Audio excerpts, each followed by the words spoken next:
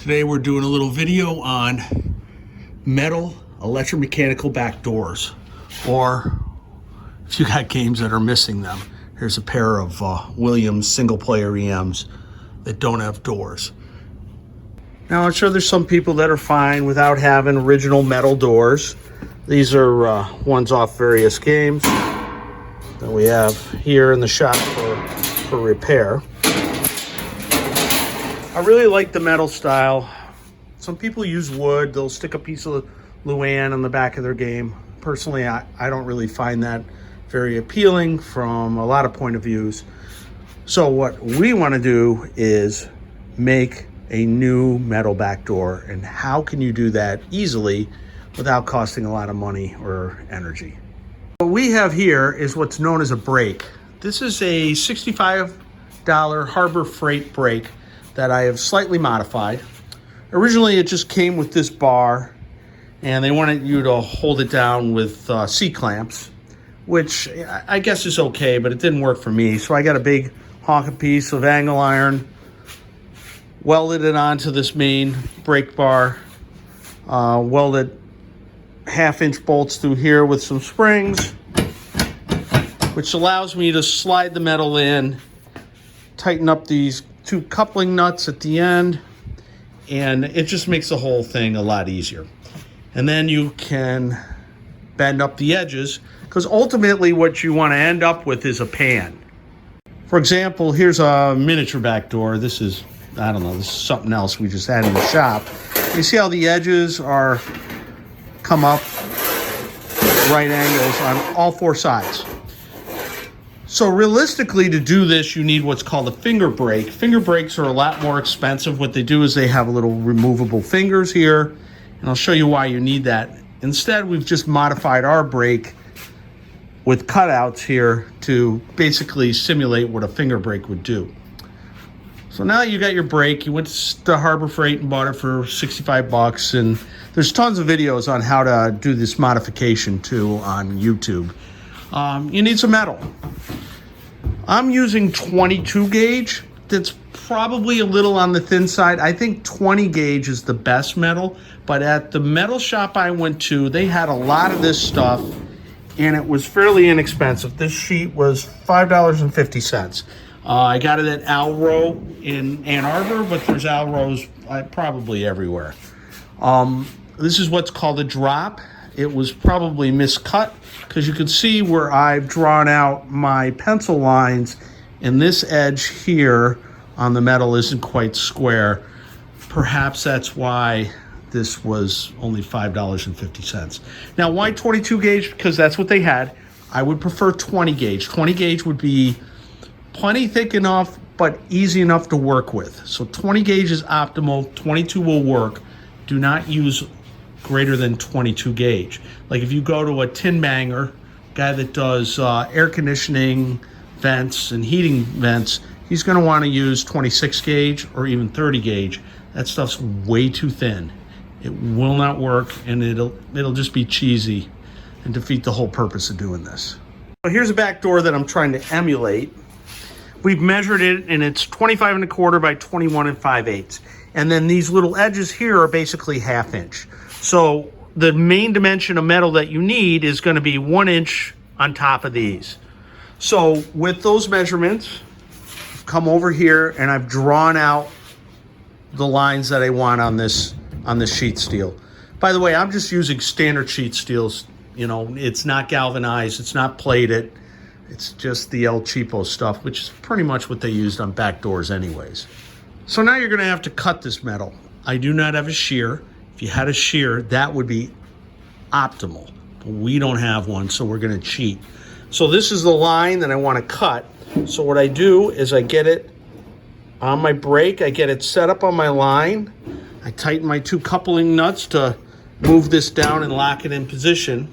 Then what I do is I take a sharp just utility knife. I've used my knife and scored this a bunch of times, like a whole bunch of times. Then I can use my brake to pull it up, and in theory, after a few ups and downs, it should snap my metal where I sheared it. And the more you can shear it with your utility knife, the better off you'll be. You'll get a better cut. But you'll see that's the third time, and I can feel it. It's about to break. 4, and there it is. Broken our metal. Got a nice clean edge right there. Now we'll have to do that again for this line to get our overall shape of our raw metal for our back door. Another thing that I found when you're shearing this off is after you've done your utility knife, you're right up against this metal here. That's your guide, your straight line guide. After you're done running over with the knife, you know, whatever, half dozen, 8 times, 10 times, whatever, I loosen my bar back up and then move the whole sheet about 1/16 of an inch this way. That way, when you lift up, the break is right, moving your cut line just a little bit forward, and it'll break easier. Just something to think about, because to be honest with you, shearing this raw metal is the hardest part of this job. If you don't have a metal shear, it's the thing you're going to struggle with the most. Now we have the metal to the size we want, and we want a 1/2 inch lip on all 4 sides. But before we can start bending the lips in our break, we have to cut the corners out. I just use tin snips. Basically, you need to get rid of the corner, otherwise you're going to have problems with the bend. You need to have your corners like that, all 4 of them. Now it's time to do our first break. Now we're going to do the 2 long sides first.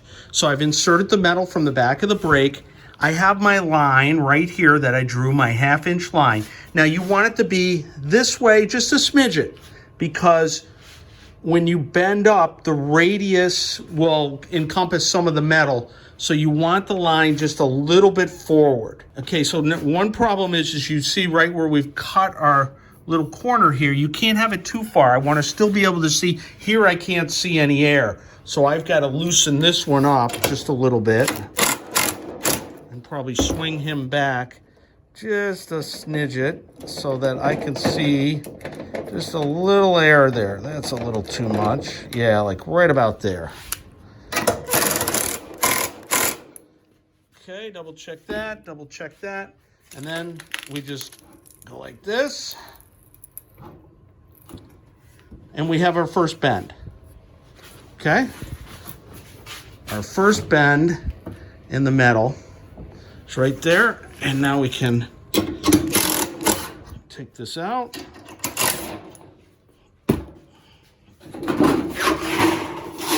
And you can see our first part of our pan is bent.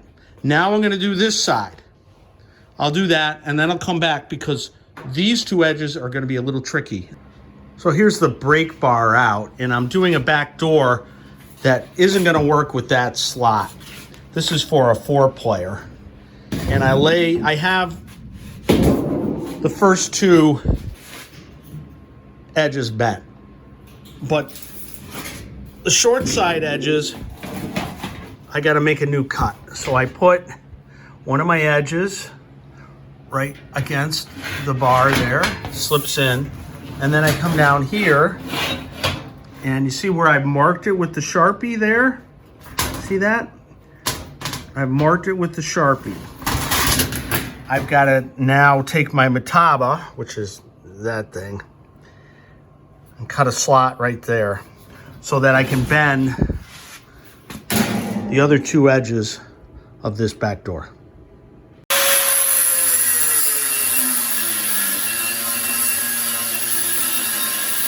So now we're ready to bend the 2 short sides. Now notice I brought the metal in from this side of the brake, not the other like I did on the other ones. And here is our cut. I used a Matabo or a die grinder, whatever you want to call it, to take a chunk of metal out of this bar. And obviously, if you're doing more than just this size, you're going to have multiple cuts in your bar, depending on the width of the bend. Because what's going to happen is we bring the bar up, this cut here has to go into there. Now, we don't have to do it on this side because the way this is made, there's already a gap here. So we only have to do it on one side.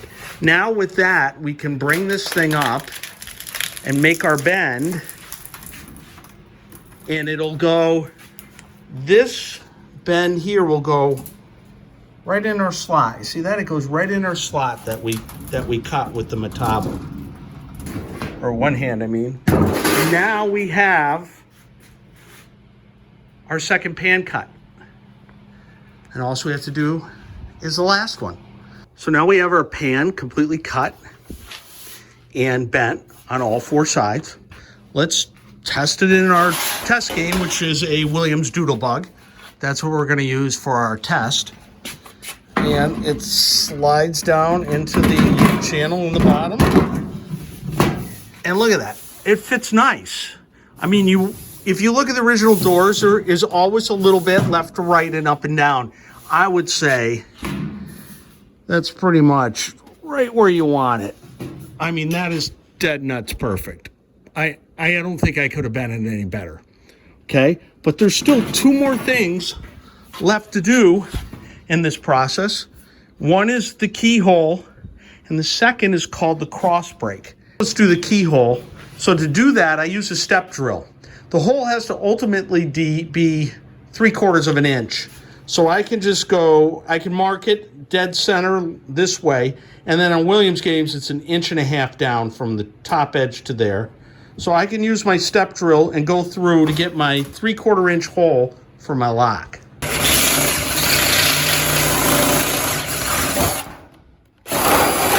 You can take our lock and see that it fits in there real nice. We have one more thing called the cross break. Like if you look at a lot of coin or a lot of back doors, they'll have like an X across the metal, and they do that to stiffen the metal so that they could actually use a thinner metal, because as time went on into the 70s, they were decreasing the thickness, increasing the gauge of the metal, and in order to shore it up, they put this thing called a cross break.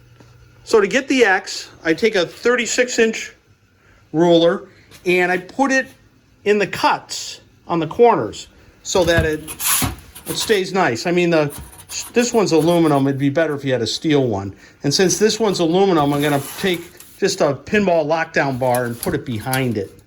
And then what I'm going to do is take the crappiest flathead screwdriver I have and just run a line, kind of like I did when I was shearing metal, right down here. Just a couple, 2-3 times, just a couple lines, pressing hard and scoring it with my crappy screwdriver. And then I'm going to take the metal and do the same thing going this way, again, with my crappy screwdriver. Got my cross break in. You can see I've created the X using just a dull, crappy screwdriver. And that's the inside of the door. What I'm really looking for is this X on the outside. You can see it. See the X? That's what's called a cross break. And that strengthens the door. Now, it'd be nice if we had an actual machine to do it, but we don't. So we did it with a straight edge and a crappy flathead screwdriver. Here's our finished door, complete with a lock. And we'll slip it in there, up here, lock it up. And you can see we now have a beautiful back door. And we can make as many of these as we want. We just have to buy some raw metal. And I think it's a nice fit, and it's good quality. Way better than a piece of wood, and it looks original.